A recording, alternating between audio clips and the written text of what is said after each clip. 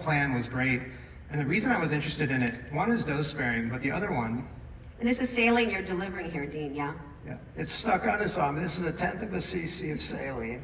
I took the little clip off so if it was shipped, it couldn't accidentally be pushed. I'm now going to push down. I didn't even feel it. Well, in about 2 minutes. Well, we've got 2 you're gonna have minutes a for the blip. rest of the panel, so when you're done, you'll have the blip.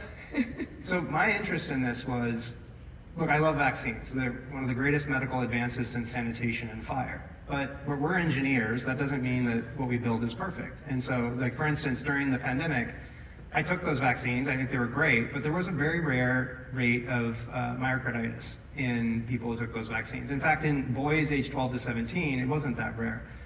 And so I spent a lot of time being like, what can we do to make the vaccines more effective, more easily distributed, and also safer? And one of the kind of different hypotheses for what could be going wrong. Why is it that in rare cases people get problems with their heart inflaming? All of the hypotheses I had were related to the vaccine getting into the circulatory system or soaking up into migratory inflammatory cells. And I felt that those things could be addressed through sub-Q delivery. And so when I saw your device, we immediately started collaborating, and we saw in animals that when we gave IM versus this device, we delivered both our universal vaccine as well as a fluorescent tracer that would glow in the animal. And sure enough, you find when you do intramuscular delivery, you find the region lights up that you inject, but you also find other organs are lighting up at a lower level because some of this stuff leaks out and ends up in other places. Versus with this, it's trapped in a local site, which you get the immunity where you want, but you protect yourself from global distribution to the rest of the body. And I felt that that could be an emergent safety feature,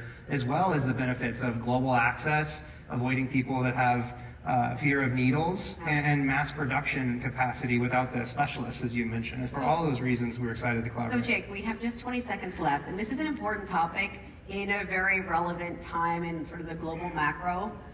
We're not going to have a long answer here, but we have to be realistic to acknowledge sort of the dynamics around awareness and adoption of vaccines, especially as we work towards universal vaccines. Wrapping up thoughts on how do we think about that from a macro level, especially here in the US. The easiest way to make vaccines be more adopted, I think two. One is avoid needles. I think that helps by at least 16% of people who admit. The other one is make vaccines more effective. Like, I don't know how many people are like, you know, I took the flu shot and I still got sick. That's a much easier argument to be able to make a shot that reliably works. In fact, we've seen this with Shingrix. We've seen this with like a number like HPV. Like when you make a more effective vaccine, more people take it because they get that Pavlovian feeling that they took it and it worked. And I think that's something that we can deliver to the world. Yeah, love it. Do you have a blip on your arm? Shall we take a look? Awesome. Look at that blip. Little Awesome. blip. Jake, Dean, Blip. thank you so much. Everyone, thanks so much for your attention, and looking forward to the rest of the meeting.